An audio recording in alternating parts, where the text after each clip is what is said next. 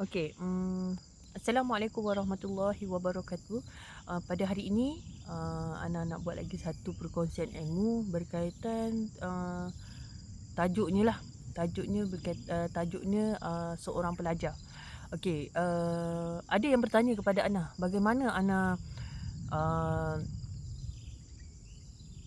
bahagikan masa Ana bekerja dengan masa Ana untuk belajar. Okey, secara jujurnya, sebelum Ana ambil keputusan untuk sambung belajar, first thing adalah niat. Niat. Bukan maksud Ana, pelajar-pelajar yang tingkatan 1 daripada darjah 1 sampai darjah 6, daripada tingkatan 1 sampai tingkatan 5 tu tidak mempunyai niat yang tak bagus. Tetapi apa-apa yang kita buat, whatever we do, orang cakap kita bermulakan dengan niat kita.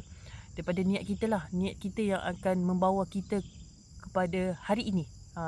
Pada hari inilah. Okey. Apa yang boleh Ana kongsi adalah,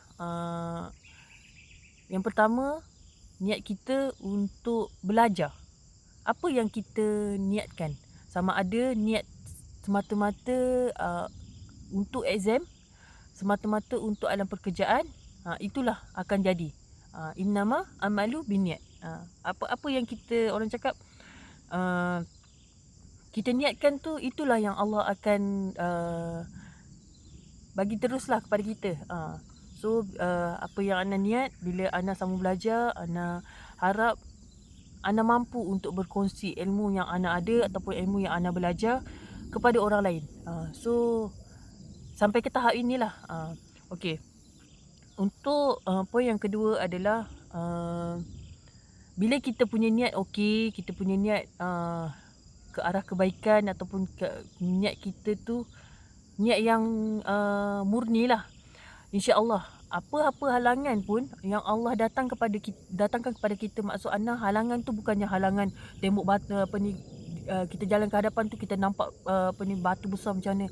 Maksud dia, setiap halangan, contohlah macam Ana sendiri bekerja, bila lihat pada pekerjaan Ana, kekangan masa untuk menyiapkan assignment, menyiapkan untuk hadir kelas, attend kelas secara online.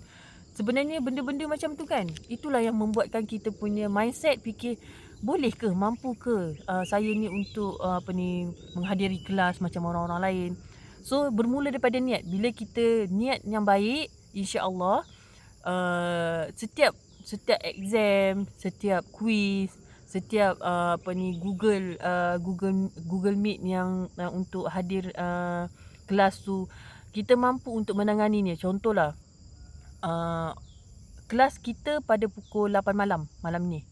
Kita ni memang penat rasa macam, yelah seharian kita bekerja, lepas tu pukul 8 malam tu ada kelas, lepas tu dengan niat tu yang menguatkan secara peribadinya, niat tu yang menguatkan Ana sehingga sekarang, dan alhamdulillah dah habis. Untuk Ana kuatkan hati untuk lawan juga perasaan penat, perasaan malas tu, perasaan rasa macam give up, nak berhenti ke apa ke. Daripada niat tu lah, bila kita dah niat yang baik, kita yang niat yang orang cakap yang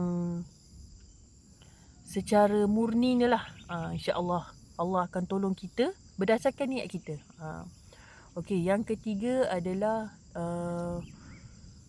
rajin. Bila kita dah niat yang baik, kita dah mampu untuk berjaya untuk merintasi halangan, insya-Allah kerajinan tu memang akan automatik datang kepada kita. Bukan maksud Ana dua-dua poin yang tadi tu, bukan maksud Ana kalau tak berjaya yang rajin ni tak akan muncul, tak.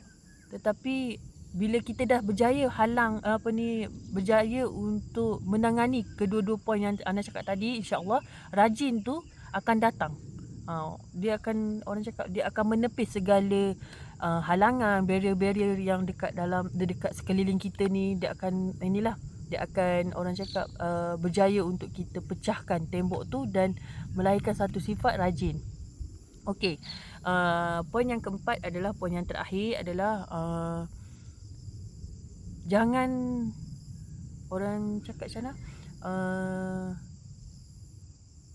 bukan tak suruh ambil pendapat orang lain, tetapi, bila seseorang tu memberi, pendapat yang negatif, jangan orang cakap, bukan jangan tepis, kita terima tetapi jangan simpan di dalam hati. Secara peribadi ni lah, ramai juga yang berkata kepada Ana, kenapa Ana sambung belajar, kenapa nak ni, kenapa nak tu, nak jadi pegawai ke apa. Bagi Ana, belajar ni tak semestinya kita untuk sesuatu keadaan. Macam mana Ana cakap tadi lah, bukannya niatkan diri kita ni, kenapa kita belajar. Macam mana cakap tadi, niat Ana belajar untuk ilmu. Apa yang orang kata tu sebenarnya memberi Ana satu semangat untuk Ana ke depan lagi.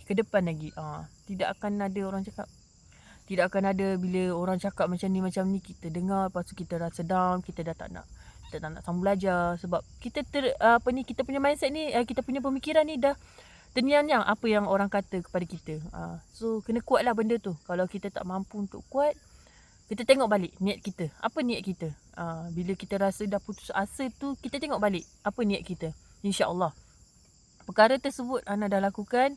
Perkara tersebut insya-Allah, alhamdulillah sampai sekarang, alhamdulillah, Allah bagi nikmat rezeki, nikmat nafas, nikmat kehidupan kepada Ana. Alhamdulillah Ana berjaya untuk habiskan pelajaran Ana, insya-Allah. Ana mohon untuk doa, doa daripada kalian untuk mendoakan kejayaan Ana untuk next step, untuk belajar lagi insya-Allah. Semoga bila Ana belajar, insya-Allah doakan Ana untuk sentiasa Ana kuat, untuk Ana berkongsi kepada kalian ilmu yang Ana belajar, ilmu apa yang Ana rasa patut Ana share, insya-Allah. Bukan Ana tak nak janji, tetapi selagi Ana diberi nafas oleh Allah Subhanahu Wa Taala, insya-Allah ilmu yang baik tu insya-Allah Ana akan share. Dan Ana rasa itu saja daripada perkongsian Ana pada hari ini. Ilmu yang baik itu semuanya daripada Allah. Yang tak baik itu sebenarnya ilmu tu Ana masih kena mencari lagi, supaya dapat memberi perkongsian ilmu kepada kalian. Assalamualaikum warahmatullahi wabarakatuh.